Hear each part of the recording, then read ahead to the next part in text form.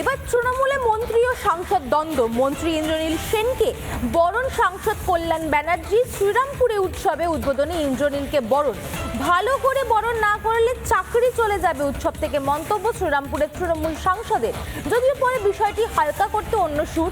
নিজেকে ইন্দ্রনীলের গানের ভক্ত বলে দাবি কল্যাণের। 26-এর ভোটের আগে তৃণমূলে ফাটল একদম স্পষ্ট।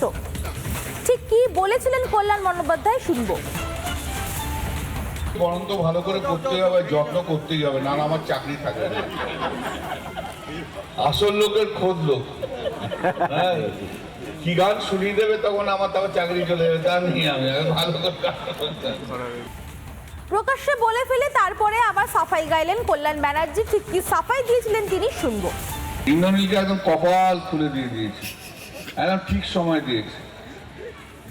কি নেই, আজকেও অনেক ভালো ভালো গান গাইবে। একটা সময় ছিল আমি ইন্দ্রনীলের, মানে এখনো, কিন্তু তখন গান বেশি শুনতাম। আমি ইন্দ্রনীলের খুব গানের ভক্ত ছিলাম। আমার গাড়িতে পর্যন্ত ক্যাসেট থাকতো তখন ইন্দ্রনীলের ক্যাসেট। তো অনেক মধ্যে অনেকের তর্ক বিতর্ক হতো, ইন্দ্রনীল ভালো গায় না শ্রীকান্ত ভালো গায়।